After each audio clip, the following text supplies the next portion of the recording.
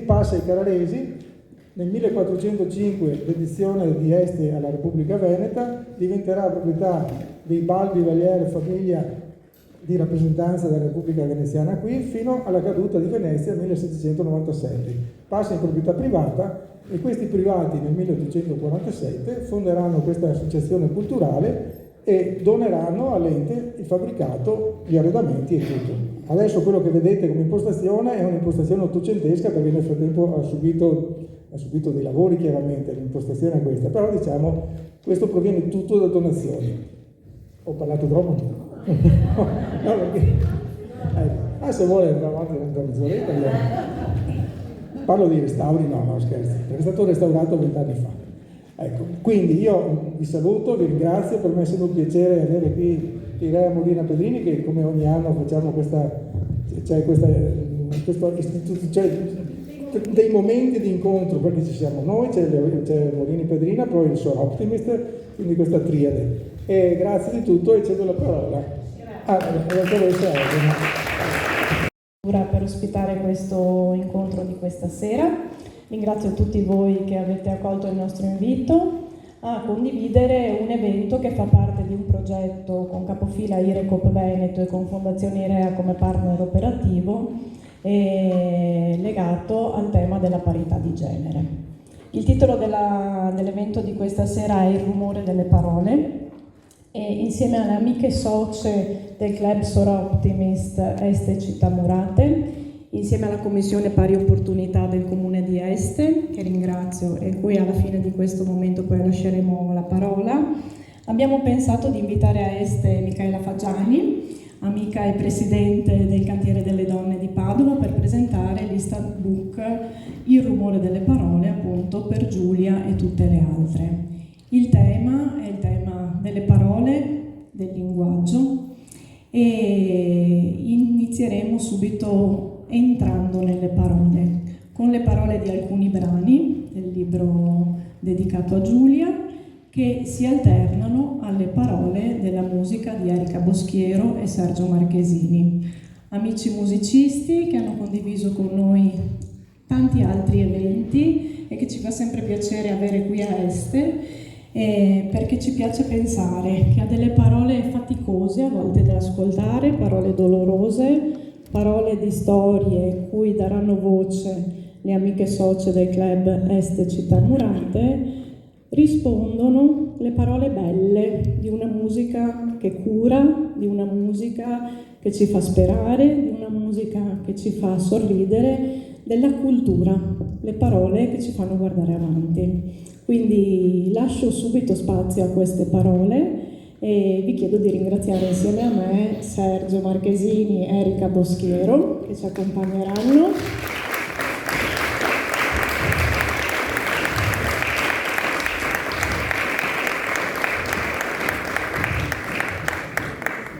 E vi auguro una buona serata.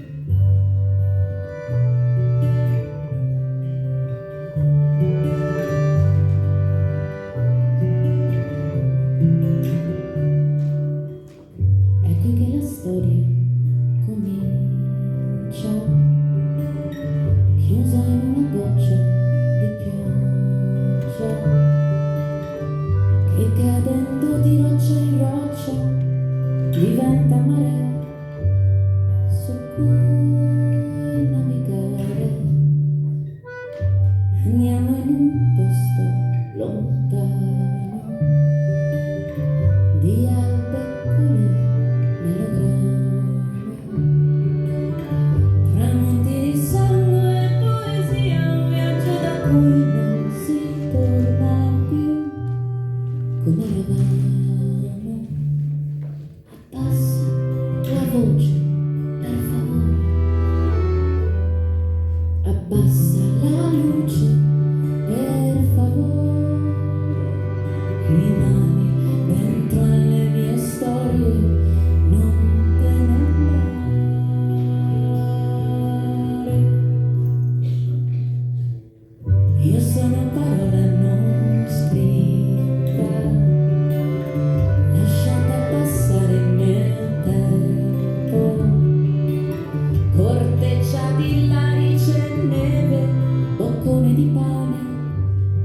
io sasso di fiume, ho tutte le età e ne ho nessuna. Sono nata sulla roccia nuda, il mio angolo di sopracciglia racchiude un segreto. Se resti con me, abbassa la voce, per favore, abbassa la luce, per favore, rimani dentro le mie storie, non te ne andare.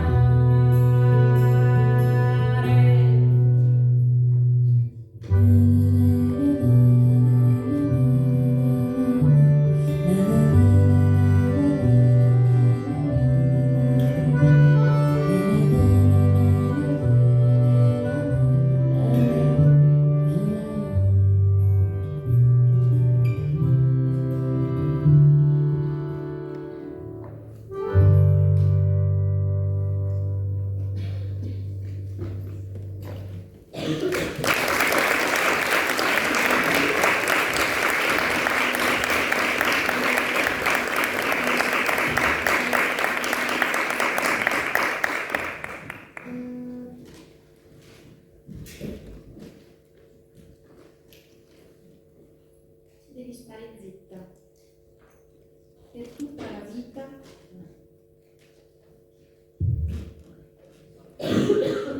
Devi stare zitta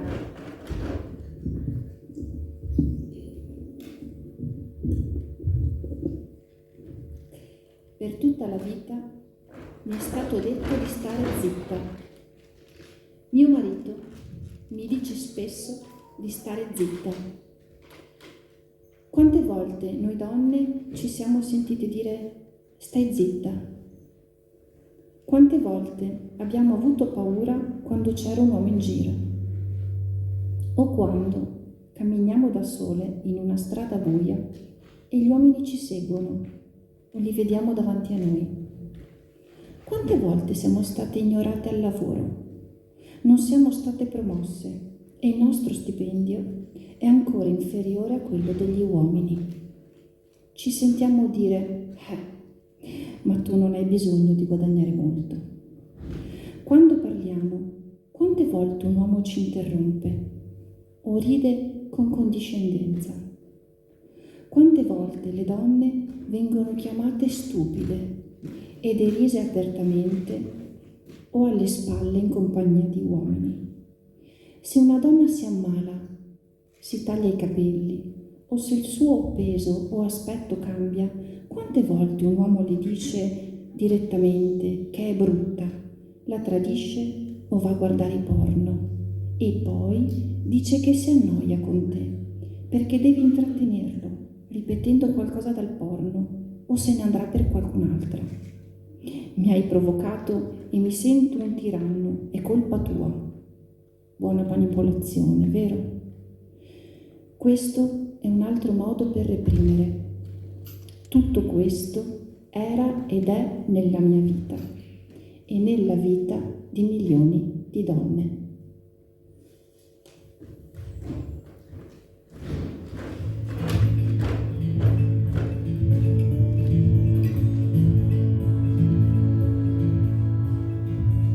Ascolta, poggia l'orecchio a terra e ascolta.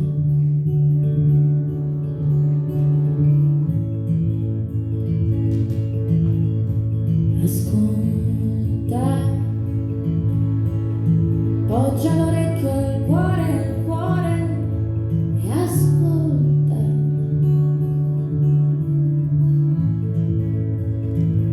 Dentro all'occhio del lupo, dentro al sangue che scorre, dentro all'ultima nota, fino a dove si spegne, dentro al piede che batte, e il medesimo andare.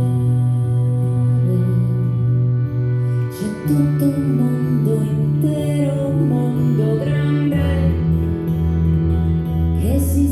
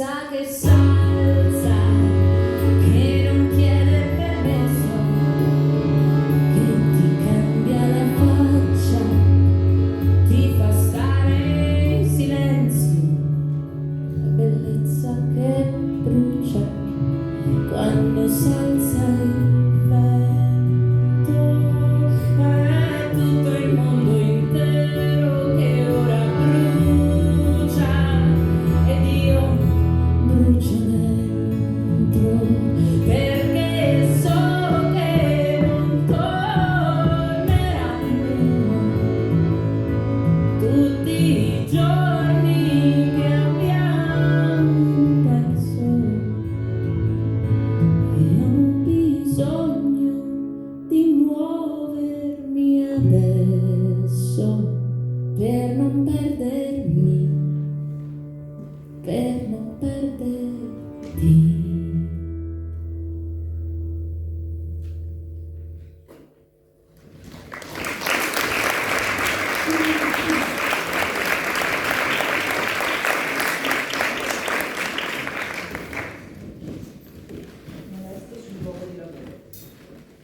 Qualche anno fa avevo un collega che passava il tempo a intessere storie più o meno tossiche con le mie colleghe e, non contento, manteneva una relazione con molte altre. Dopo molte segnalazioni all'ufficio personale rispetto all'atteggiamento poco consono in un ambiente di lavoro, venni convocata dai capi. Ma la sensazione fu quella di essere studiata per capire e forse aver conferma che ero io a non sapermi porre nei suoi confronti. Uscii dall'ufficio sinceramente disarmata. La situazione non cambiò, ma un giorno il mio direttore mi avvicinò e mi chiese: «Ti piace dare fastidio agli uomini, eh?»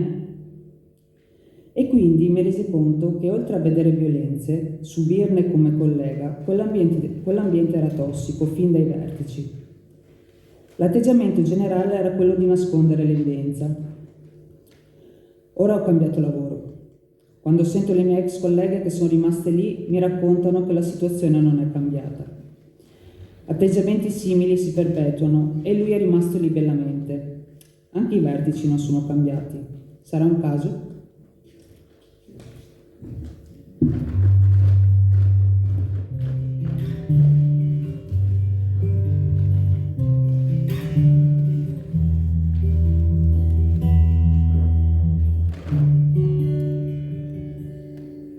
Per ogni stanza che hai abitato,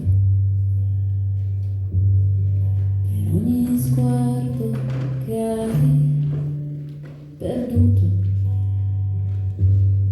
per ogni notte che hai pregato di dormire, quella notte avrei voluto essere lì. Per sempre proteggo la finestra che hai nel cuore, per sempre proteggo tutto il vento che ti può soffiare, per sempre proteggo anche quando non lo sai, anche se non ci sarò o non ci sarai.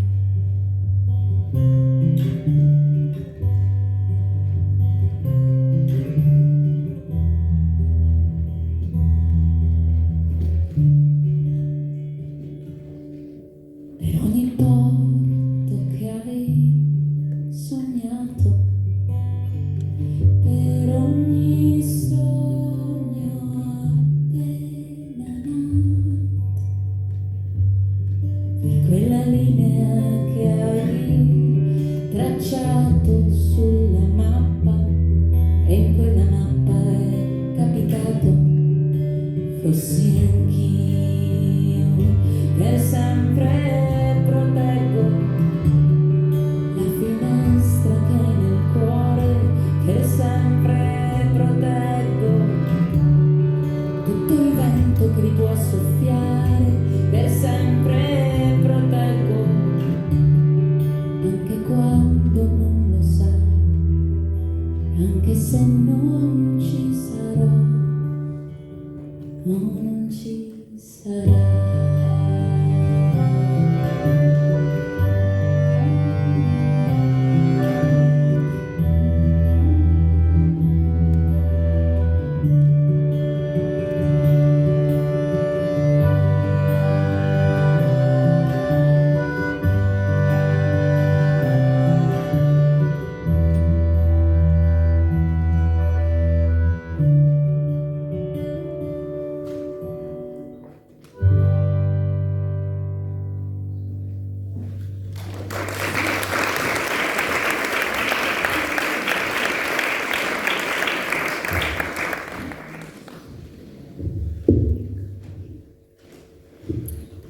Sono una sopravvissuta. Sono una sopravvissuta. Ho avuto una seconda vita, un bonus. A 20 anni ho letto il libro Donne che amano troppo di Robin Norwood. A 25 partecipavo alle iniziative contro la violenza sulle donne. Mettevo le scarpe rosse tacco 10 e mi sentivo una fortunata perché il mio fidanzato era veramente speciale. Come mi amava lui, nessuna delle mie conoscenze era amata. Compagni distratti, interessati al calcio, ai motori. Io, invece, ero al centro del suo mondo, del nostro mondo. Caccia al tesoro con i post-it per casa, cioccolatini sul tavolo al mio rientro, sorprese, regali, cene in locali particolari. Al mio compleanno, al momento del dolce, il cameriere che arriva con un bouquet di rose rosse e una scatolina nascosta in mezzo. Anelli e braccialetti d'oro, abbracci, baci appassionati. Si accorgeva se solo spuntassi i capelli. Se avevo avuto una giornata no. Insomma, una situazione idilliaca. Lui viveva per me, anzi, viveva di me. Poi succede che quando apri il regalo, lui dice che hai fatto una faccia strana, che non ti è piaciuto, si arrabbia e ti accusa di essere irriconoscente. E pensi, va bene, la prossima volta mi stampo un bel sorriso in faccia. Vai a prendere un aperitivo con le colleghe dopo il lavoro, lui passa per caso e con una scusa ti porta via. A casa tua madre ti fa pressioni, lui dice che è ingiusta con lui e tu prendi le sue difese e ti allontani lentamente dalla famiglia e dalle amicizie.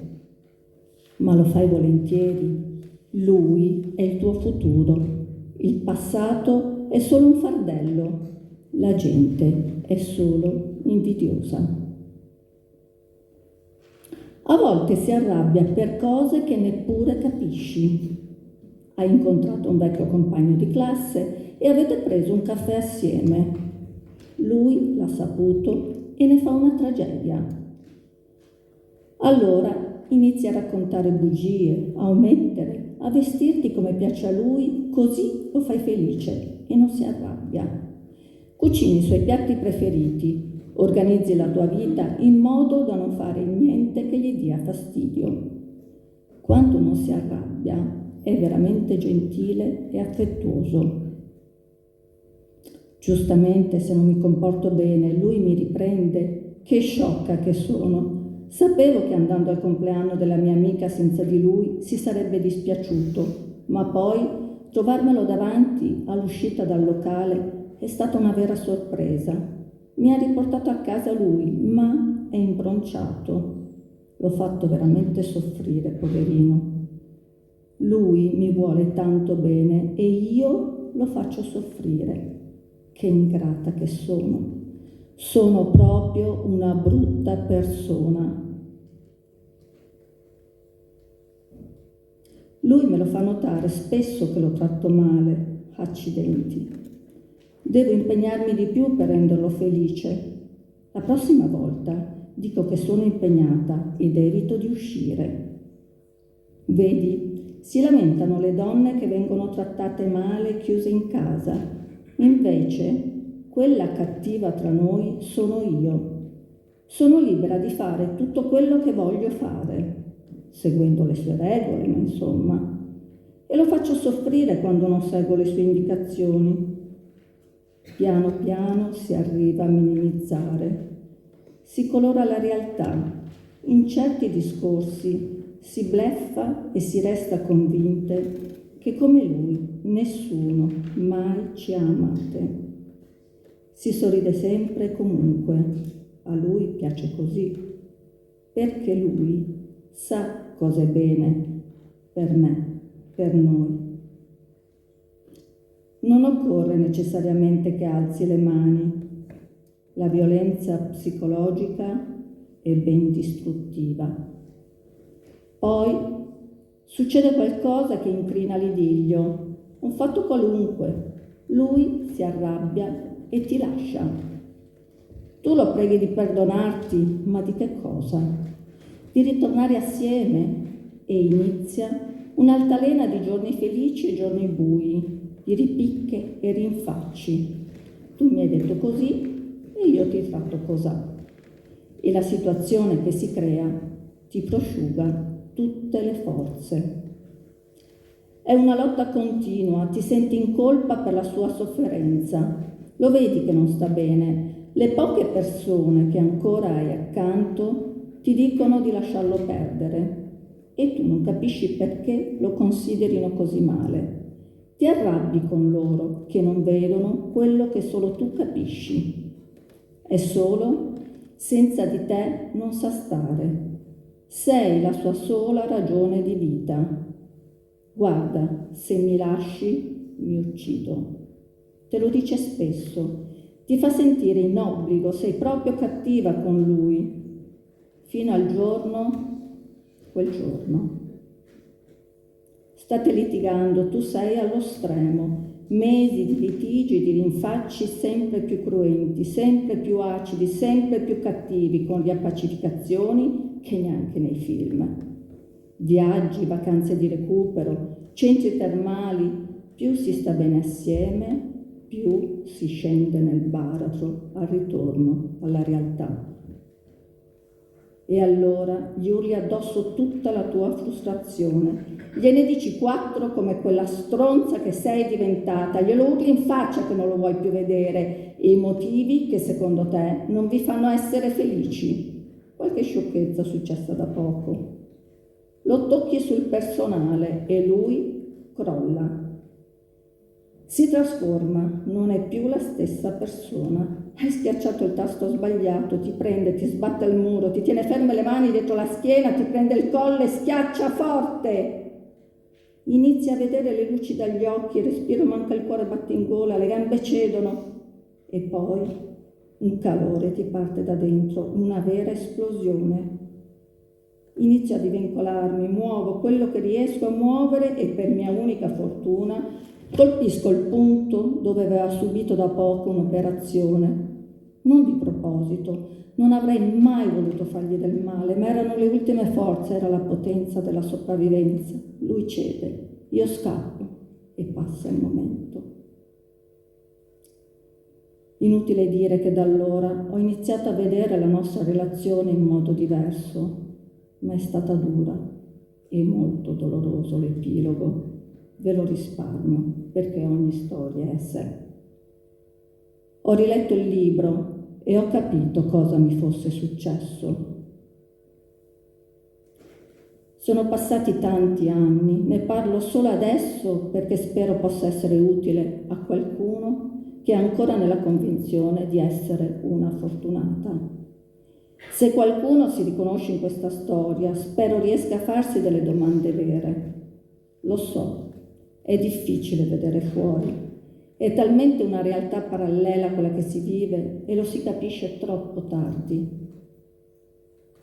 Ho scritto tutto questo di getto, ci saranno di sicuro errori di forma o anacoluti, salti di tempi verbali, perdonatemi, ma se rileggessi finirei per non premere in Dio.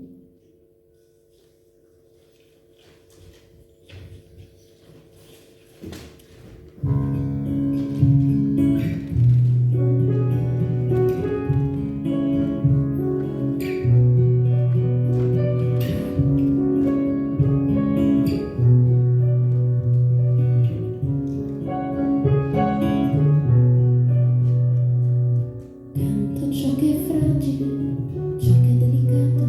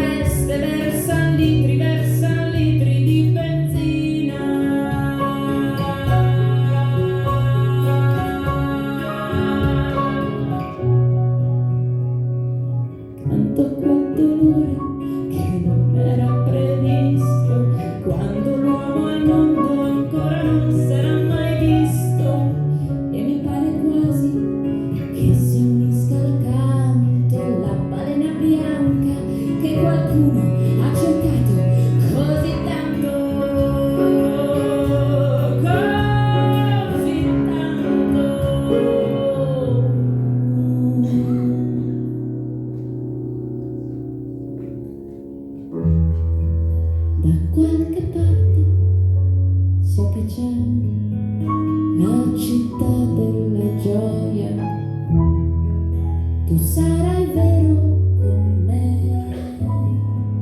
io sarò vera con te. Da qualche parte so che c'è la città della gioia. Tu sarai vero con me, io sarò vera con te.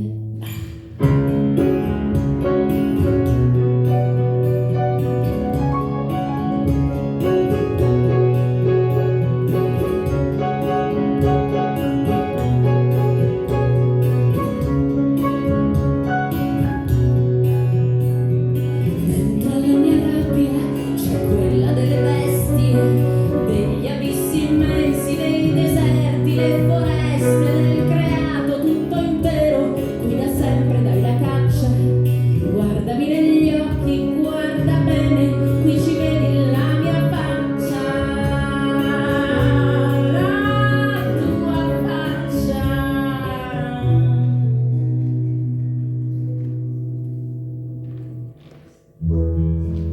Da qualche parte so che c'è la città della gioia.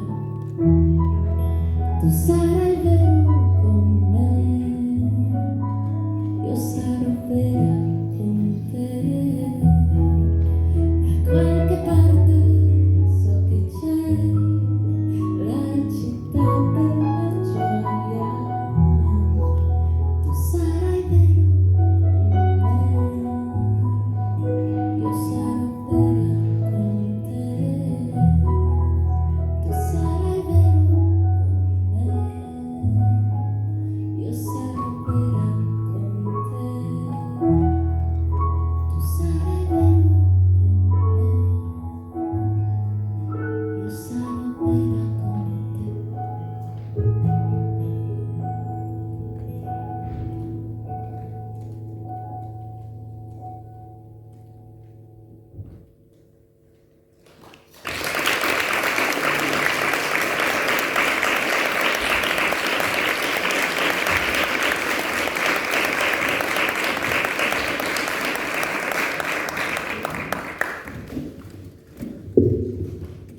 Maledetto bus. Io mi sento in trappola. Ho solo 19 anni e non so con chi parlare. Salgo in autobus e c'è lui che mi aspetta e mi pedina fino a scuola. Quando esco lo trovo ancora lì e quando mi sposto ancora mi segue. Non so cosa voglia da me, ma mi spaventa. Ho chiesto aiuto a un passante che lo ha spaventato, ma lui per ripicca mi ha inseguita ancora più veloce. Ho paura, ma non voglio dirlo ai miei, non voglio farli preoccupare. Tanto, tra poco mi diplomo e non dovrò più prendere quel maledetto autobus.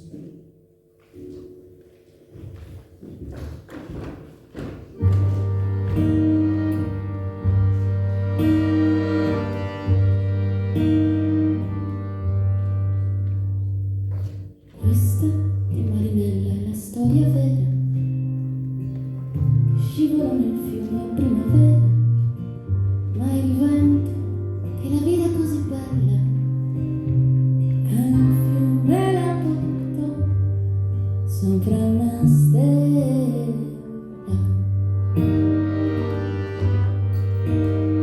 Sola, senza il ricordo di un dolore, vivevi senza il sogno di un amore, ma un re senza corona e senza scorta. Busso 3 volte al giorno alla tua porta. Bianco come la luna il suo cappello, come l'amore rosso il suo mantello. Tu lo seguisti senza una ragione, come un ragazzo segue un aquilone. C'era il sole, avevi gli occhi belli, lui ti baciava le labbra ed i capelli. C'era la luna, avevi gli occhi stanchi, lui pose le sue mani sui tuoi fianchi.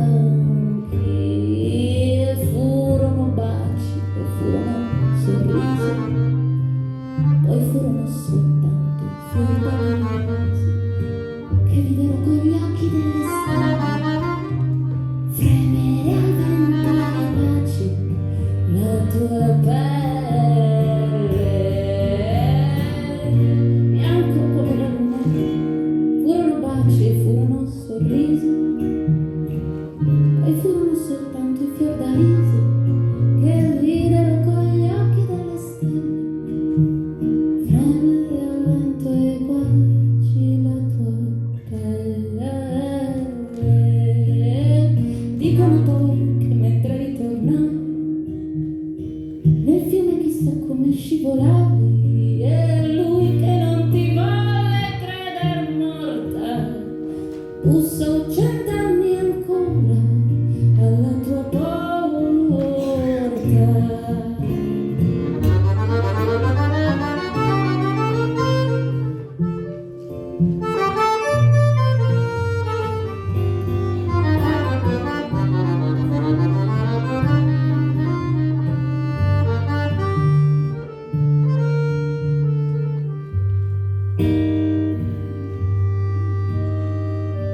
Questa è la tua canzone, Marinella, che sei volata in cielo su una stella e come tutte le più belle cose vivesti solo un giorno come le rose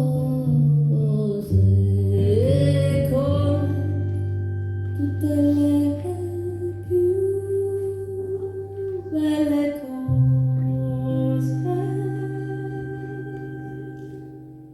vivesti solo un giorno come le rose.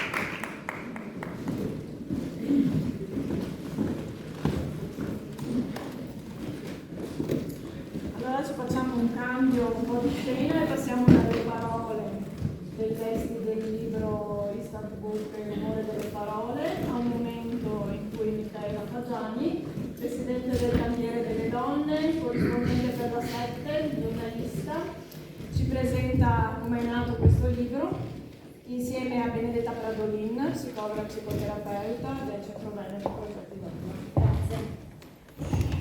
Grazie. Grazie a voi.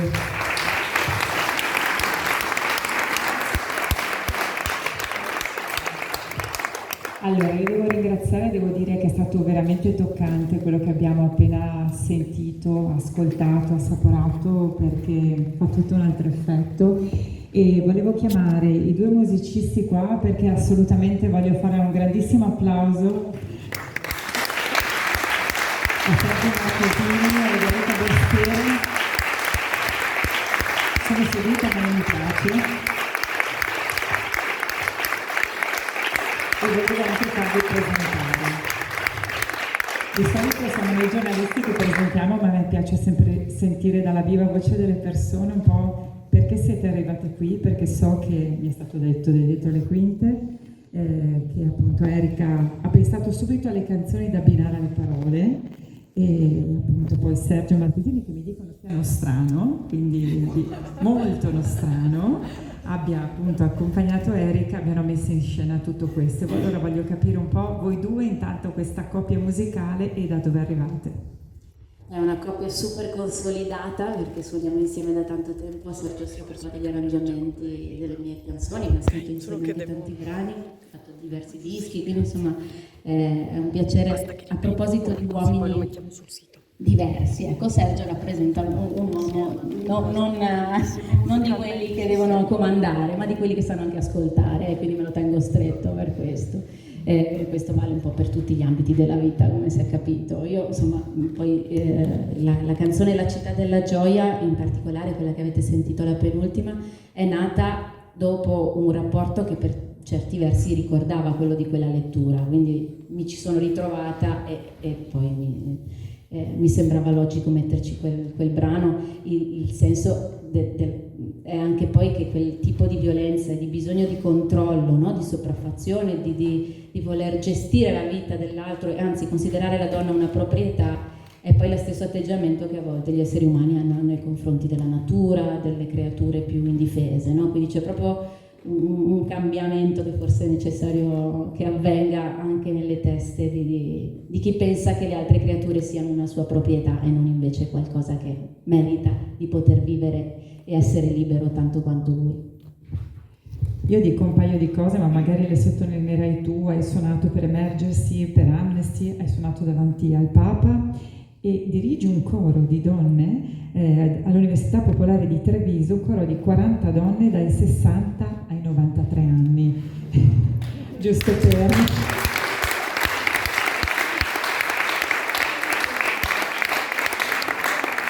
Tieni anche attività laboratoriali di scrittura creativa con i ragazzi, l'hai fatto, e volevo capire tutta questa attività da che cosa nasce. Questa è una domandona. Intanto le donne sono diventate 50 e ne abbiamo 10 in lista d'attesa, quindi se vi venisse voglia di venire non fatelo, perché non sappiamo più dove metterle. E siamo arrivati a 95 anni, perché ovviamente invecchiano rispetto alla mia biografia, ma tengono botta perché cantare in gruppo, in coro, sembra che abbia degli effetti pazzeschi sulla salute, quindi magari non so se può essere. Comunque tutto questo nasce fondamentalmente dal sentire che la musica è un mezzo potentissimo per fare comunità, per cercare se stessi, per stare insieme, per costruire qualcosa che vada in una direzione diversa da quella che guardiamo quando accendiamo un telegiornale. E semplicemente a me riesce di farla e quindi la faccio, come nei modi che più mi sono consoni. Sergio, vieni qui perché sennò che sennò fischia. Ecco questo... Allora, tu sei proprio di Este, mi dicono, e suoni insieme ad Erika da molti anni. Quanti saranno? Una 10 buoni, sì. E com'è per raccontare anche le donne in questa maniera?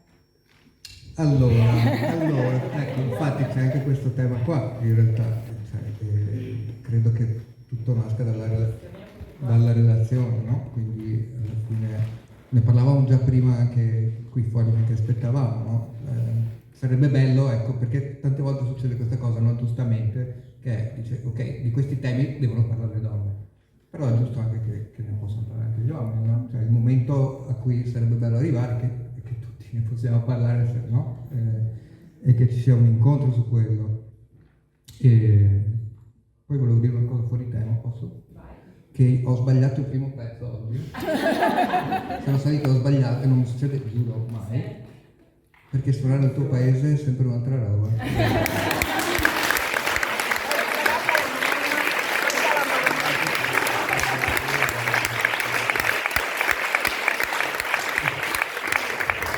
L'aggravante che c'è anche la mamma per questo, davanti alla mamma è sempre così. Sì, vabbè, ma non importa, è perfetto, vuol dire che c'è il cuore, dai. Sbaglio è sempre creativo. Allora, grandissimo applauso a entrambi che ritroveremo tra le Grazie. Ciao Benedetta anche. Allora io dico un paio di cose, ancora grazie a Elena che diciamo è in linea molto con me, quindi quando ci sentiamo diciamo dobbiamo organizzare una cosa, in 2 secondi l'abbiamo organizzata, poi insomma le corse sono sempre. Io vi racconto un po' questo instant book che avete ascoltato e che cos'è il cantiere delle donne. E noi siamo venute qui, appunto ci siamo ricordate a marzo dell'anno scorso con tutta un'altra serie di donne a parlare sempre di queste problematiche viste da altri punti, della leadership forse anche, sì, proprio questo marzo, sembra un'infinità di mesi fa. Allora, il cantiere delle donne è un'associazione di promozione sociale, in realtà è nata come tutte le cose belle un po' per caso.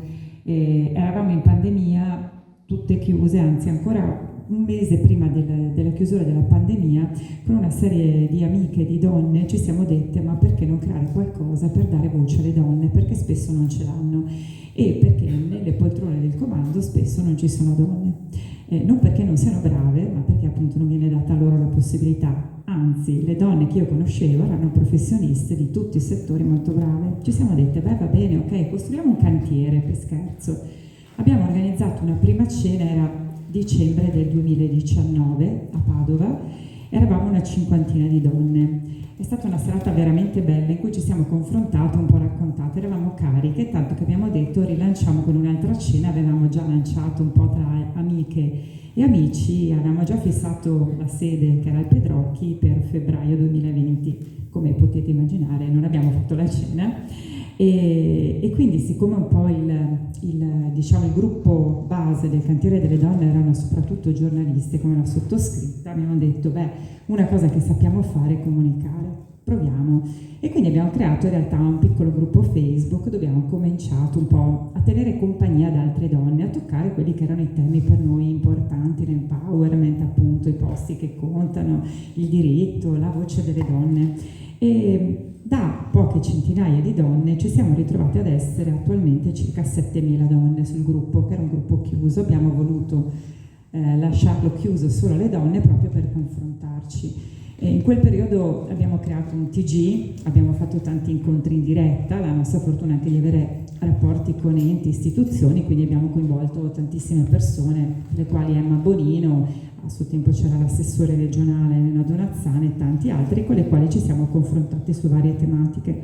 Abbiamo creato anche degli incontri con le donne italiane che vivevano all'estero per confrontarci sull'uso della mascherina, su che cosa facevano loro, se le scuole erano chiuse, aperte. Abbiamo lanciato dei moniti al Presidente della Regione, abbiamo chiesto determinate cose, anche il fatto che i papà potessero assistere al parto in tutti gli ospedali, perché c'era un ospedale che lo faceva, un altro ospedale che non lo faceva, insomma. Abbiamo continuato e alla fine della pandemia abbiamo deciso di diventare associazione proprio per contare qualcosa e per lavorare con le istituzioni. Da allora abbiamo creato vari progetti, uno fra tutti, a me piace ricordarlo, è un progetto che si chiamava, perché poi è diventata un'altra cosa, Fate le brave, che era una provocazione. Era un percorso di educazione finanziaria per prevenire la violenza economica, che è uno dei temi che c'è anche nel libro, perché crediamo sia importante parlare di come gestire i propri soldi alle donne, perché lo scrive una donna che io stimo moltissimo, si chiama Azzurra Rinaldi, una professoressa. Il libro che lei ha scritto è Le donne non parlano di soldi, perché spesso le donne e i soldi sono due cose distanti, anche se poi in una famiglia spesso la donna è quella che, insomma, gestisce le finanze familiari, però non sappiamo chiedere un aumento, spesso non vogliamo parlare di soldi. E quindi abbiamo deciso di fare questo percorso. Sono stati 8 incontri a Padova in collaborazione col Comune, Provincia, la Camera di Commercio e la Regione, che poi si è trasformato in Be Brave a scuola, perché siamo nelle scuole a insegnare ai ragazzi questo. E lo abbiamo fatto con tante donne professioniste diverse, da appunto avvocate, commercialiste, notaie, consulenti finanziarie, psicologhe, e siamo andate avanti e stiamo portando avanti questo progetto. Tra i vari progetti, appunto, che abbiamo voluto far partire subito dopo il caso di Giulia Cecchettin, che un po' ha scosso tutti perché era vicino a casa, perché abbiamo sperato tutti che non finisse così, perché era una ragazza acqua e sapone, e abbiamo deciso di lanciare questa call to action, detto in termini molto da internet, chiedendo alle donne di ogni età, di ogni estrazione sociale, di scrivere quello che avevano dentro la pancia, lo stomaco, di dire: ma qual è la vostra forma di violenza che vivete, avete vissuto, ed è venuto fuori quello che avete ascoltato. Sono arrivate veramente tante storie, le abbiamo corredate poi da alcune illustrazioni, sempre chiedendo a illustratrici, grafiche di aiutarci, e ne è nato questo instant book che abbiamo cercato di mettere insieme tante forze, comprese quelle di un'azienda che ha sede a Milano, però che ha la base anche a Padova, che ci ha aiutato anche economicamente a stampare il libro, e poi l'abbiamo creato e editato con la CLEUP, appunto casa editrice universitaria.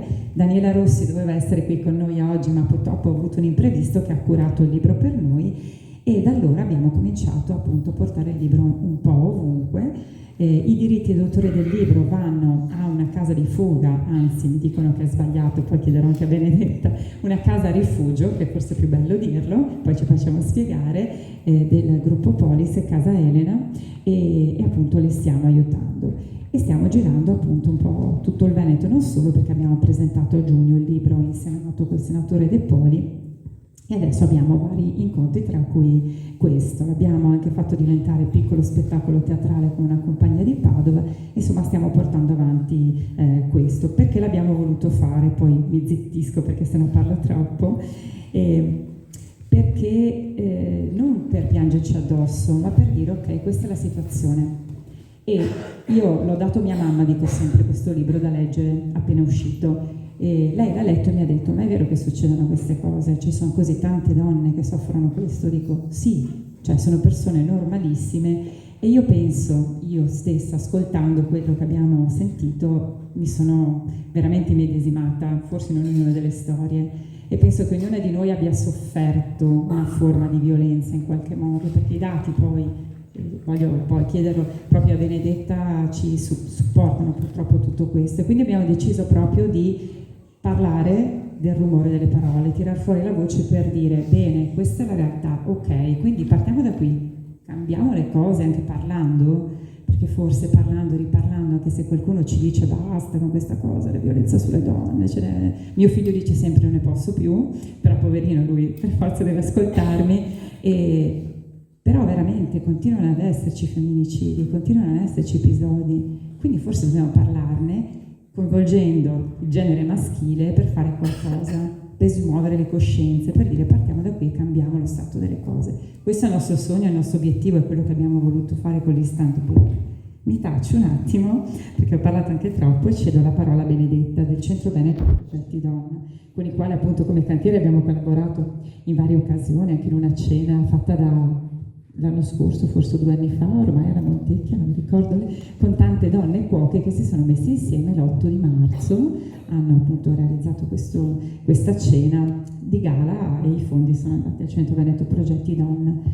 Quando qualcuno, e sono tante, soprattutto con il cantiere, mi chiama, ci scrive, ci dice cosa dobbiamo fare, conosco la mia vicina di casa, mia zia, mia cugina, subisce qualche forma di violenza, che cosa dobbiamo fare? Io do sempre il numero del Centro Veneto Progetti Donna, perché con loro hanno la soluzione, è una parola grossa, ok, però sanno cosa dirti, o perlomeno cercano di aiutarti. Quindi chiedo proprio a Benedetta di presentarci che cosa fanno loro tutti i giorni.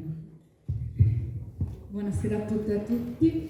Innanzitutto grazie per l'invito, perché per me e per noi del Centro Donne insomma è prezioso essere qui per poter farci conoscere e per parlare insieme. Io avevo un bel discorso in testa, ma quando sono arrivata qui ho sentito tutte queste parole, mi piacerebbe aggiungerci un pezzetto e partire dalle parole delle donne, da quelle che ci dicono spesso.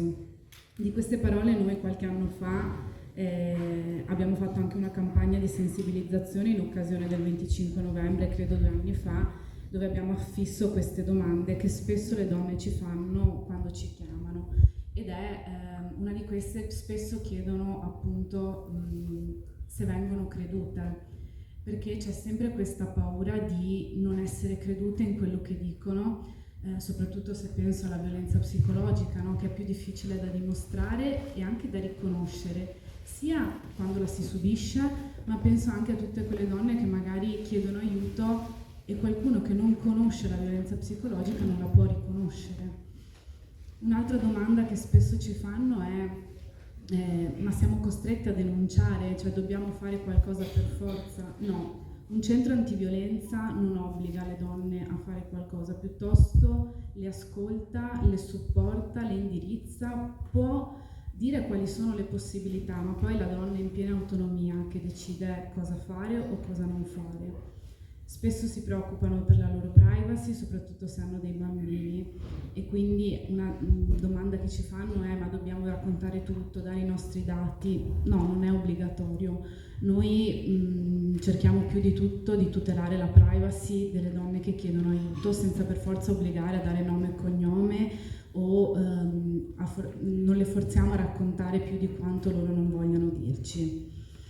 E mi faceva piacere trasmettervi queste informazioni proprio perché oggi si parla di parole e ne abbiamo sentite molte, e le storie che sono raccolte nel libro, che non vedo insomma l'ora di acquistare, le sentiamo quotidianamente tutti i giorni, ecco. Dopodiché torno un po' col mio discorso un pochino più standard. Noi lavoriamo come centro antiviolenza, non io ovviamente, da più di 35 anni nel territorio padovano, ma visto che siamo a Este ci tengo a dire che insomma dal 2013 siamo riusciti ad aprire un centro antiviolenza qui. Io ci lavoro già dal 2013 in questo centro antiviolenza, ci tengo moltissimo. Negli anni siamo riusciti a creare una rete con le forze dell'ordine, con i servizi sociali, consultori, con il comune, quindi siamo ben felici di essere qui questa sera.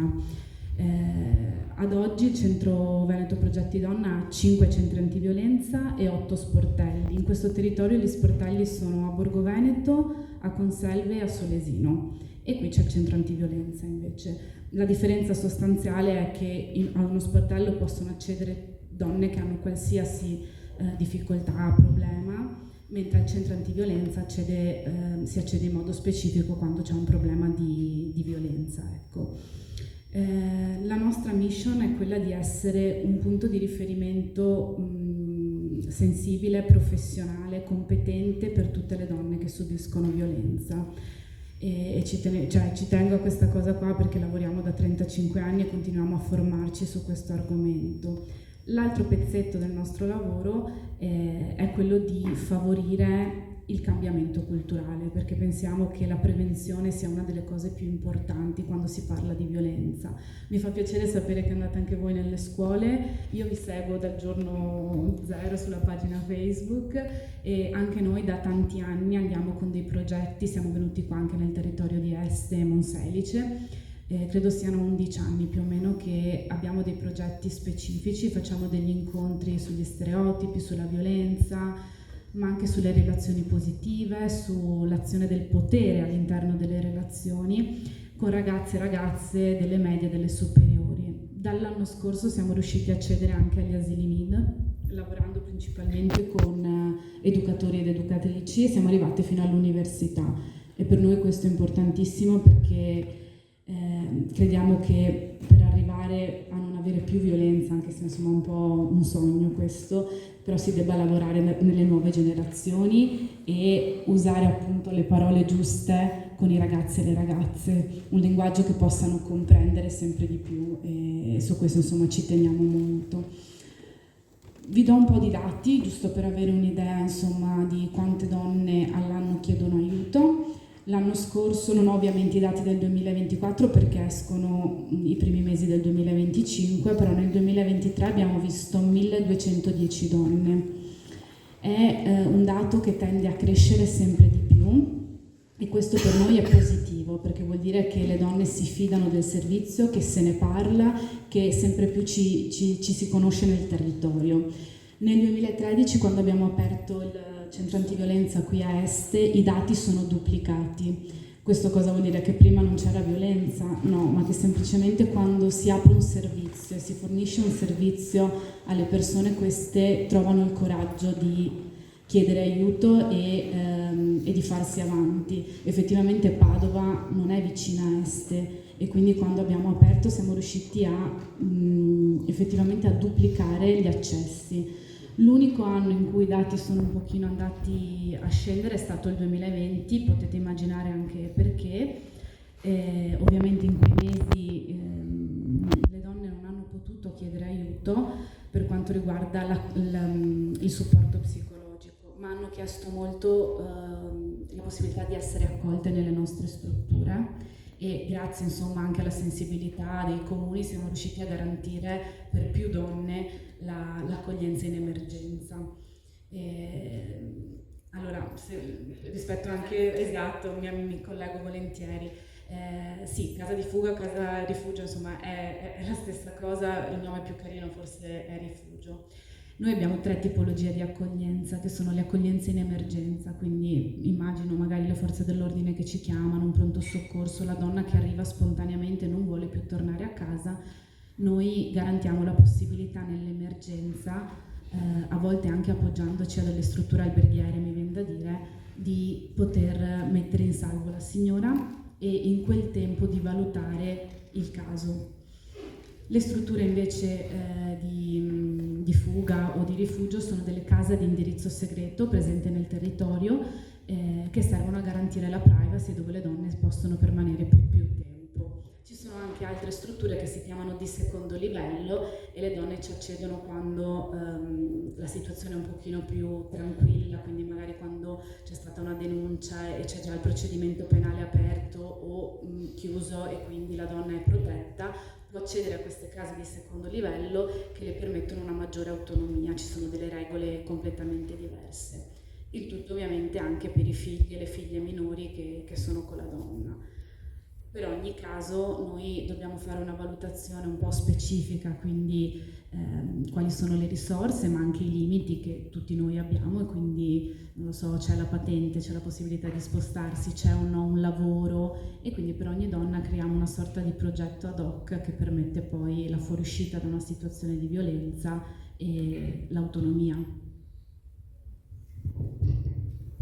Tu hai citato i ragazzi. Proprio questa mattina mi confrontavo con una collega perché dovevamo fare un piccolo video e si dice che i ragazzi siano un po' più avanti di noi su alcune cose, però poi appunto riflettendo sempre con la collega abbiamo detto beh, non tanto, magari hanno superato alcuni stereotipi, però adesso non mi ricordo il nome dello strumento, magari possono aiutarci i nostri amici carabinieri. Ci sono i ragazzi maschi che fanno scaricare questa app di localizzazione 24 ore su 24 alla propria fidanzata e che gli dà accesso anche a questi ragazzi a tutte le password di tutti i social in modo da avere la situazione sotto controllo. E questa cosa pare sia diventata, tra virgolette, di moda, cioè le ragazze si sentono più brave perché hanno il fidanzato che le costringe a fare questa cosa. Allora dico, caspita, per fortuna che sono più avanti i ragazzi, se siamo arrivati a questo punto. Allora, credo che alcuni ragazzi e ragazze siano un pochino più sensibili, ma non tutti ovviamente. Questa modalità, che per me è anche nuova, è un'altra forma di controllo. Ma noi abbiamo lavorato tantissimo, penso all'inizio, insomma, io lavoro qui da 13 anni e dopo 3 sono andata a scuola e c'era questa cosa che ma se è geloso mi vuole bene, e io credo che questa sia sulla falsariga la stessa cosa, cioè vuole sapere dove sono, quindi ci tiene. Infatti noi lavoriamo tantissimo su, penso, non so, cosa deve avere una relazione positiva, cioè per essere definita positiva, allora la gelosia dove la mettiamo, in che termini una gelosia può essere dimostrazione di... E poi capiamo che spesso confondono la gelosia con il possesso. E è per quello che penso che andare a parlare con i ragazzi e con le ragazze a scuola per noi sia importantissimo, per provare a fare un po' di prevenzione. Poi purtroppo devo dire che i ragazzi e le ragazze ci raccontano, magari usando il mio amico, mio fratello, già ci raccontano episodi di violenza. Nelle giovani coppie è un pochino diverso come si configura la violenza, ma c'è un film molto forte che è uscito 1 anno e mezzo fa, si chiama Mia, c'è Edoardo Leo che fa l'attore, il papà di Mia. Sono stata a un cineforum e abbiamo discusso molto, lo consiglio perché è molto forte, però tratta bene il tema della violenza psicologica nelle giovani coppie. Bisogna prepararsi psicologicamente a vedere Mia, perché io ho pianto di rotto e sono andata a letto che stavo malissimo, ma al di là di questo. E giusto per citare il caso di Giulia Cecchettin, che poi tutti ci si domanda sempre perché poi è diventato il caso emblematico. E c'è un'altra cosa però al di là, e magari ti chiederò anche un po' perché appunto è diventato il caso emblematico secondo te, secondo voi, se avete fatto una riflessione. Abbiamo scoperto poi leggendo i giornali e ascoltando appunto anche quello che poi adesso è il processo, che Filippo Turetta scriveva 300 messaggi al giorno, eccetera, eccetera, che qualcuno, probabilmente amiche, la sorella, sapeva, e in un certo senso ci si domanda, beh, ma allora perché non hanno fatto qualcosa? Questa è un po' la domanda che c'è sempre in tutti questi casi. Allora io immagino che magari anche voi, andando nelle scuole, facendo incontri come noi, dobbiate anche educare a questo, cioè che cosa devono fare le persone vicine quando sanno, percepiscono di una situazione del genere. Parto con l'ultima domanda. Allora, mi piacerebbe ci fosse un decalogo di cose da fare, non c'è, perché ogni persona è a sé, perché magari qualcuno che si sente fare molte domande si chiude, un'altra invece è felice di parlarne. Credo che innanzitutto sia importante riconoscere i segnali, perché a volte, e lo dico anche da professionista, cioè ci lavoro da 13 anni, ma non è detto che io sappia che tutte le mie amiche magari non siano incappate in una relazione violenta. L'Istat ci dice che una donna su 3 ha vissuto o sta vivendo una situazione di violenza, quindi effettivamente bisogna imparare prima di tutto a leggere i segnali, quindi a vedere come sta questa mia amica conoscente, eccetera. E poi credo che appunto un po' quello che fai tu, cioè dire esiste questo servizio, c'è un centro antiviolenza, vai, prova a sentire se la tua è una situazione di violenza, prova a confrontarti, o ancora, cioè se io sono a conoscenza di qualcuno, penso che quel qualcuno, chiamo il centro antiviolenza, spiego la situazione e si capisce se effettivamente si può fare qualcosa. Poi bisogna lasciare spazio all'autonomia di chi sta vivendo quella situazione. Ecco. Per quanto riguarda invece la riflessione fatta sul perché il caso di Giulia abbia smosso così tanto gli animi, io credo sia legato alla giovane età di Giulia, al fatto che fosse accaduto veramente dietro casa nostra. Giulia era la ragazza della porta accanto, cioè la persona che andava all'università, si stava per laureare, anche forse il fatto che frequentasse e avesse un linguaggio, delle parole femministe, mi viene da dire, no? Seguisse i movimenti, quindi era dentro, era consapevole di quello che era il movimento femminista, sua sorella ancora di più, infatti ce l'ha fatto vedere tantissimo, no? Poi quando è intervenuta rispetto a quanto è accaduto. E questo secondo me stupisce, perché nessuno è protetto da questa cosa qui.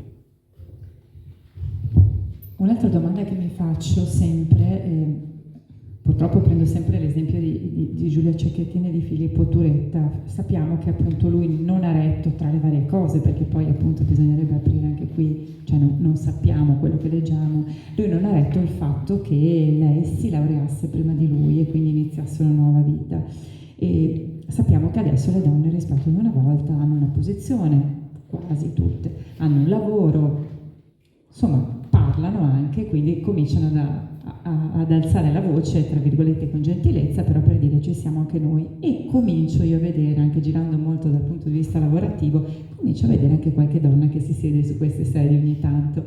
C'erano donne di tutte le età. C'era questa ragazza giovane, non avrà avuto 40 anni, che alla fine si è avvicinata, e a me la collega, una consulente finanziaria, ci ha detto ma io ho un marito imprenditore, ma io vorrei un mio conto corrente. E noi ci siamo già guardate così, ma come? Sì, lo vorrei, ma come faccio a spiegarglielo che voglio il mio conto corrente, che non vuol dire, insomma, tradirlo o comunque non fidarmi di lui? Cioè lei non aveva un conto corrente, lavorava, aveva meno di 40 anni e si faceva problemi a dire al marito questa cosa. Qua si apre tutto un discorso sulla violenza economica che è fortissimo. Io quando ho iniziato nel 2013 con il tirocinio, abbiamo una scheda raccolta dati con tutte le tipologie di violenza, non c'era quella economica, l'abbiamo aggiunta, cioè c'è quasi sembrato di crearla noi, perché a un certo punto le donne, oltre a ho preso una sberla, ho preso uno schiaffo, ho preso un pugno, mi ha detto questo, aggiungevano dei pezzetti, ad esempio, abbiamo deciso che io tengo i bambini e non lavoro, quindi lui mi dà dei soldi, io devo portare lo scontrino, oppure se spendo qualcosa lo devo dimostrare, oppure ancora lui fa la spesa separata e quindi si prende delle cose solo per lui, non mi permette di andare al corso di italiano perché non me lo può pagare, non mi permette di prendere questo, non posso avere un conto mio, potrei fare un elenco infinito di queste tipologie di violenza. E quando andiamo a scuola è vero che i ragazzi sono molto giovani e l'aspetto economico lo stanno scoprendo in quel momento lì, ma non ci arrivano mai, non arrivano mai alla violenza economica e a quella assistita, che è quella rispetto ai minori che vedono, no, le situazioni di violenza, perché ancora non se ne parla abbastanza, ancora non è chiaro che cos'è e ancora a volte chi la vive non è consapevole. Altra cosa, poi magari facciamo anche fare delle domande, e questo faccio mea culpa per la categoria, anche i giornalisti, insomma chi racconta usa spesso parole sbagliate. Un raptus, ha avuto un raptus, l'amava tanto, lei l'aveva provocato, ecco, queste sono cose che purtroppo leggiamo. Io quando le leggo dico mamma mia, però è così, tanto che c'è un dibattito in corso proprio su chi dovrebbe scrivere le notizie relative alle donne, con quali parole, eccetera, eccetera. Qui siamo ancora molto lontani. Mi verrebbe da dire un semplice sì, nel senso che li leggiamo tutti i giorni i giornali e non c'è ancora una piena sensibilità rispetto a questo fenomeno, ma neanche conoscenza. Cioè, hanno paura di noi e siccome hanno paura reagiscono così malamente, come il caso estremo di Filippo Turetta. Stiamo sbagliando, dobbiamo muoverci in un'altra maniera? Non credo che prenderci le posizioni che ci spettano sia un errore, assolutamente. Siamo dentro una cultura che ci ha un po' educato a queste cose qua e quindi dobbiamo in un qualche modo agire un cambiamento culturale insieme al fatto che noi abbiamo la stessa voglia, la stessa fame di posizioni, di lavoro. Poi devo dire che i dati del centro antiviolenza sì, dimostrano che circa un 50% di donne che accedono al centro lavora, ma che stipendi hanno, che posizioni hanno, e comunque rimane sempre un'altra fetta di donne disoccupate, inoccupate, studentesse. E se io non ho un'autonomia economica, come ci esco da una situazione di violenza? Magari ho anche dei figli, quindi sì, dobbiamo un po' cambiare, come dire, il nostro pensiero rispetto a questa cosa. Io credo che ancora adesso per raggiungere una stessa posizione di un uomo noi dobbiamo sgomitare molto di più. Noi dobbiamo rinunciare a fare dei figli, mentre un uomo può diventare tranquillamente papà per accedere a certe posizioni. Poi fortunatamente riusciamo anche a farlo.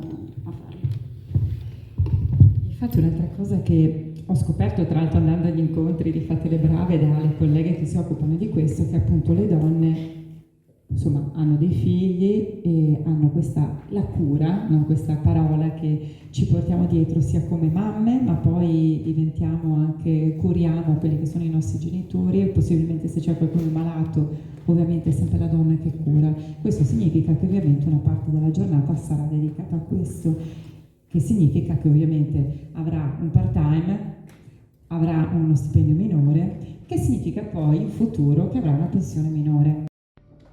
Ho tutte le età e ne ho nessuna. Sono nata sulla roccia nuda. Il mio angolo di sopracciglia racchiude un segreto. Se resti con me, abbassi la voce, per favore. Abbassa la luce, per favore. Rimani dentro le mie storie, non te ne andare. Forse a rincuorarci un po', perché se so che quello è matto allora non mi può capitare a me, e invece questo ci allontana tantissimo da un fenomeno che è vicinissimo a noi. A disposizione per domande e riflessioni, visto che siamo qua, non abbiamo niente da insegnare, ma anzi condividiamo una cosa con voi, ecco. Prego. Vuole venire qui o? Sì, grazie.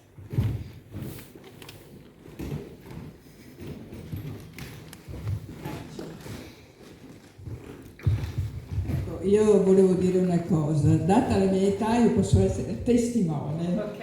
Cioè, prendetemi come proprio il testimone che accompagna una crescita. Per me è stata una crescita. Allora, io c'ero al 68, io c'ero quando il femminismo dall'America è arrivato qui da noi, abbiamo fatto le lotte, io non sono una che va in piazza a fare lotte, però nel mio lavoro ho portato avanti queste. posso dire che stiamo migliorando.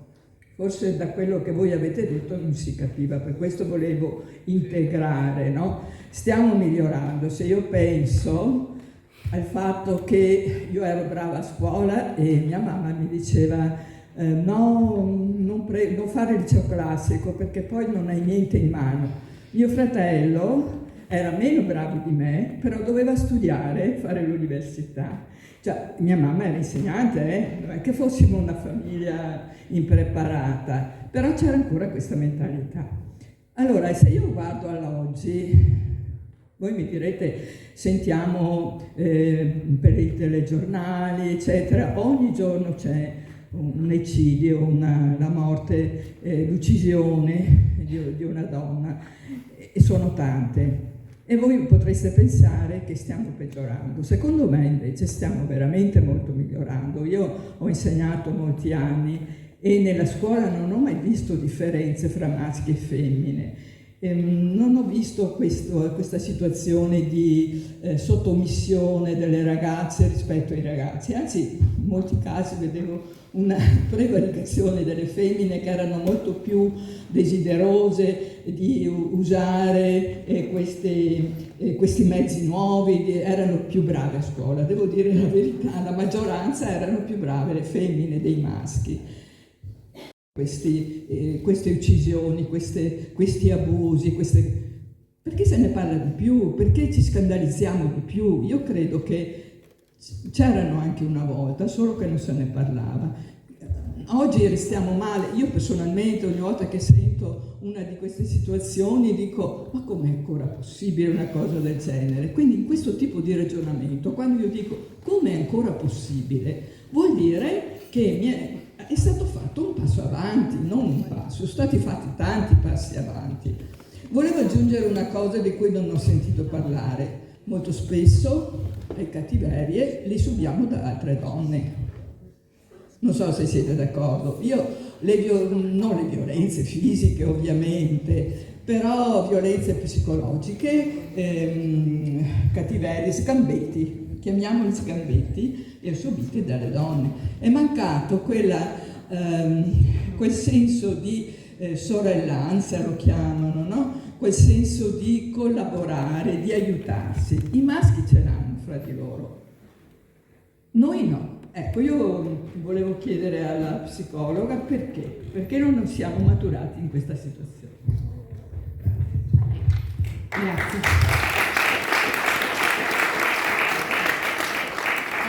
È una riflessione che facciamo tanto anche noi, perché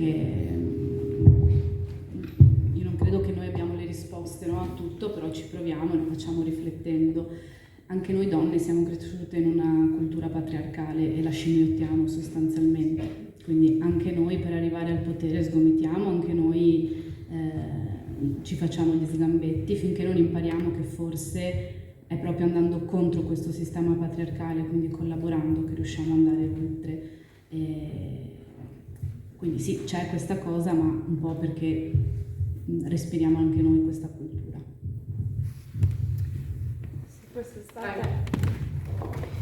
Quest'estate abbiamo insieme sempre alla Commissione Pari Opportunità proposto anche il documentario Il popolo delle donne, dove una splendida Valmarenghi diceva che proprio perché le donne stanno acquisendo dei ruoli, un potere diverso e stanno migliorando nelle loro posizioni sociali all'interno della nostra comunità, forse succedono ancora di più episodi di violenza contro la donna. E concludeva quel bellissimo documentario dicendo che quello che ci vuole è proprio un cambiamento culturale che a partire dal linguaggio diventa non pensiero singolo, perché singolarmente ognuno di noi è d'accordo che non è la violenza la strada giusta, ma che è la cultura è una cultura diversa, ma che il pensiero collettivo deve cambiare. Però per cambiare un pensiero collettivo sono troppo pochi gli anni che dal 68 hanno portato a oggi, no? E quindi sta cambiando il pensiero singolarmente all'interno di tante persone che fortunatamente lavorano in questo ambito, promuovono occasioni di confronto come queste, eventi come questo, culture diverse, che attraverso tanti strumenti, i libri, la musica, per fortuna ci accompagnano ad un cambiamento culturale che è così importante. Però il pensiero collettivo, cioè un pensiero che è di tutti, per cambiare richiede molto più tempo. E credo che proprio per questo motivo abbiamo sempre più bisogno di parlarne, di creare occasioni dove si fa cultura e anche di utilizzare tutti gli strumenti culturali che abbiamo a disposizione per fare in modo che si parli sempre di più di una comunità dove tutti si sta bene, al di là delle caratteristiche, delle provenienze, del sesso, delle preferenze che ognuno di noi ha, perché quello forse è il vero valore dove ognuno di noi può stare bene, che siamo maschi o femmine. Grazie intanto.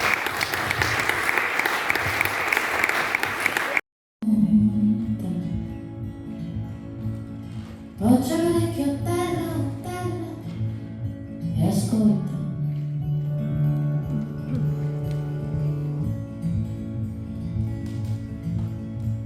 Ascolta. Poggia l'orecchio al cuore e ascolta.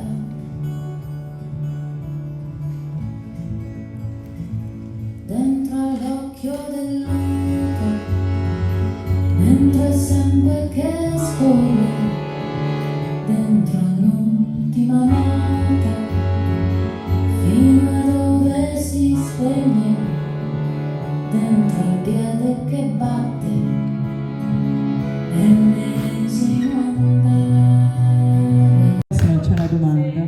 Vai. Infatti volevo anche chiedere se abbiamo strumenti a sufficienza, si parla di codice rosso, si parla di ammonimento, ogni tanto sui giornali ci sono le polemiche, però al di là delle polemiche abbiamo gli strumenti. Comandante?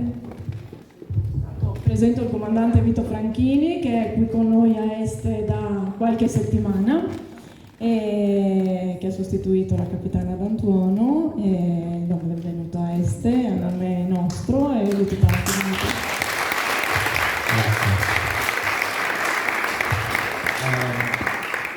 Quasi 2 mesi ormai, e tra l'altro sostituisco un maggiore che ha fatto il mio lavoro qui, ma era diventata maggiore poco prima di andare via, Anna Rosa, e che è l'esempio di come anche le donne possono comandare. Insomma, lei è stata qui 5 anni, ha fatto benissimo, mamma di 2 bimbi col marito lontano, io come abbia fatto non lo so, è un esempio che mi aiuta, se posso, e poi rispondo alla sua domanda, a portare un messaggio. Temevo che mi avreste dato la parola, anche perché mi sento in leggera minoranza, appena. Qualcuno c'è? 4 forse. Non c'è neanche la dietro nascosti. Sì. Ben nascosti. Ma vabbè, sono abituato, prendo parte a cose del genere da tanti anni, anche in vesti diverse. Oggi porto la veste istituzionale volentieri, ma potrei star zitto perché quella meravigliosa signora che è venuta qui, la prima che è intervenuta, ha già lanciato il messaggio che io mi sento istituzionalmente di portare, ossia che stiamo migliorando, sappiatelo. Cioè è ovvio che leggere, come avete splendidamente letto voi quelle cose, mi sembrava di essere in caserma col mio collega qui, perché ne sentiamo di tutti i giorni. Sentire quelle canzoni ti spezza l'anima, ok? Però ci siamo noi dall'altra parte della barricata, quelli vestiti come noi, e io non posso non sottolineare, anche se suona strano forse in una situazione come questa, scusate se parlo di statistica, ma non c'è paragone.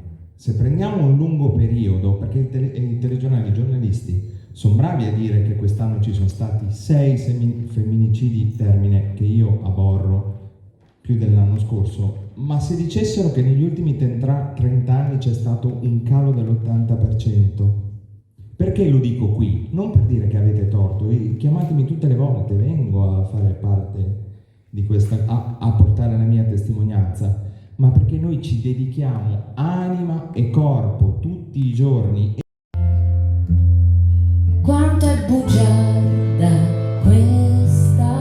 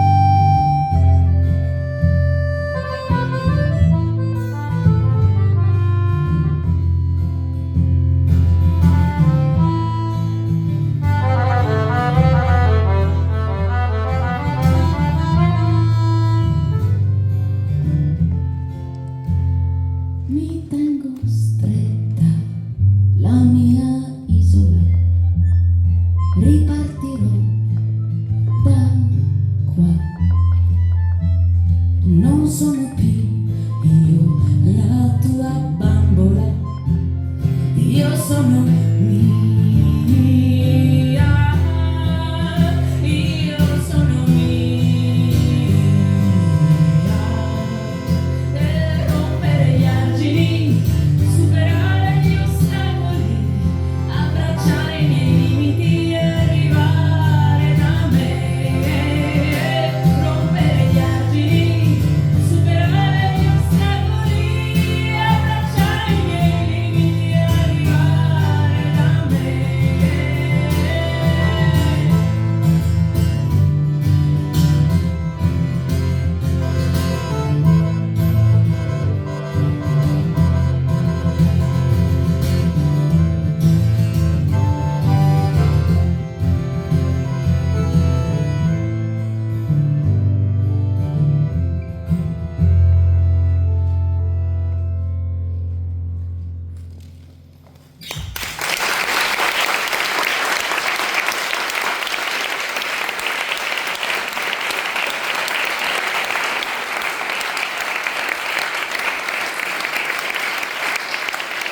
Gianni Secco, questo poeta con cui ho avuto l'onore di lavorare a lungo, e l'ha scritta proprio per me, e qui racconta, però è una cosa bellissima pensare che un uomo, adesso non c'è più poverino, però quando ha scritto questa poesia me l'ha regalata, e questo è proprio il ritornello, dice proprio mia di me, pretenziosa di me, orgogliosa di me, mia di me. E quindi insomma anche questo, no? È il punto di partenza forse per questo percorso di consapevolezza anche nostra di noi donne. Ecco. Mea de me.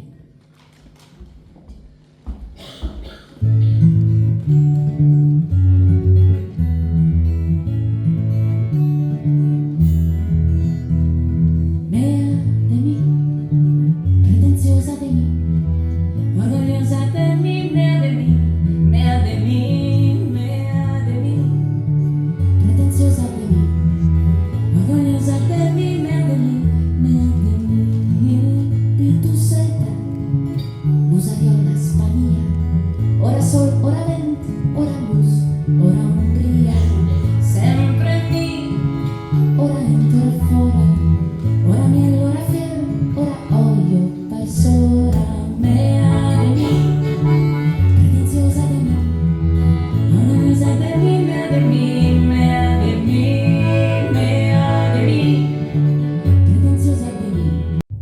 Attenzione, perché un femminicidio, come viene chiamato, all'anno è un femminicidio di troppo. Come si può essere così crudeli da rifarsi alla statistica, ai numeri, quando c'è una donna morta? Però mi sento in dovere di farlo, quindi vi chiedo scusa, ma lo devo fare perché noi ci dedichiamo, noi polizia, le forze di polizia ci dedicano anima e corpo, le donne denunciano di più, ringraziando Dio, e i numeri calano. E adesso qui arriva la parte spinosa, perché io sono costretto a sottolineare che se aumentano i numeri delle denunce che non si doveva fare, che vengono strumentalizzate, si distolgono le poche risorse che noi possiamo dedicare al contrasto di questo tipo di criminalità e si tolgono al contrasto. Noi questi siamo tanti, siamo presenti, però molto spesso veniamo distratti da denunce che sono un modo di risolvere questioni familiari con l'intervento delle istituzioni. Queste cose avvengono sempre più spesso anche tra uomo e uomo, o tra donna e donna, quindi in realtà il sesso conta fino a un certo punto. I mezzi. Sono felicissimo di condividere con voi che le recenti modifiche legislative, diciamo degli ultimi 10 anni, ma le più importanti sono quelle degli ultimi 3-4 anni, il famoso codice rosso, ci ha fornito finalmente degli strumenti per essere incisivi. Bisogna essere incisivi in queste cose, per un semplice motivo: ognuno usa le armi che ha.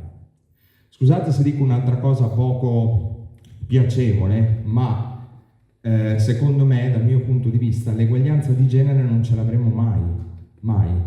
Io ci aggiungo un personale per fortuna e concludo dicendo, magari noi maschietti riuscissimo a raggiungere la razza superiore delle donne, cioè non ce la faremo mai. Ognuno usa i mezzi che ha. Quando affoga si aggrappa a tutto ciò che trova. Quando una relazione che è iniziata bene, come tutte le relazioni, arriva al tracollo, le donne, che secondo me hanno una marcia in più, utilizzano le armi dell'intelligenza, della sagacia, anche nella crudeltà talvolta mentale. I maschi hanno la violenza. È molto triste, io mi sento di poter dire questa cosa perché quando in prossimità del tracollo l'uomo arriva alla violenza, scatena i titoli del telegiornale, commette la cosa più vile che può fare e che va combattuta. L'uomo maschio si ferma semplicemente se ha paura. Oggi, non so se lo sapete, se non lo sapete sono felice di condividerlo con voi e se avete domande tecniche sono altrettanto felice di rispondervi. Esistono strumenti che permettono addirittura a me e lui, la sera stessa in cui interveniamo nella casa dove c'è stata una lite, di imporre un provvedimento autoritario di allontanamento. Non so se lo capite, ma rispetto a qualche anno fa è uno strumento straordinario, perché prima bisognava passare dai magistrati che hanno i loro tempi. Se la persona, nella maggior parte dei casi l'uomo, trasgredisce questo provvedimento, c'è l'arresto obbligatorio in flagranza. Ti prendo, ti metto le manette e ti porto in carcere. Non so se lo sapevate. Questa cosa dobbiamo diffonderla perché così l'uomo, o diciamo più genericamente il violento, si ferma, ok? Gli strumenti sono molteplici, ad esempio adesso è diffusissima la cosa dei braccialetti, sicuramente l'avete sentito. Qua ho una brutta notizia per voi, è una novità, diciamo che funziona, aiuta, ma non funziona sempre benissimo. Padova ha qualcosa come 600 falsi allarmi al giorno.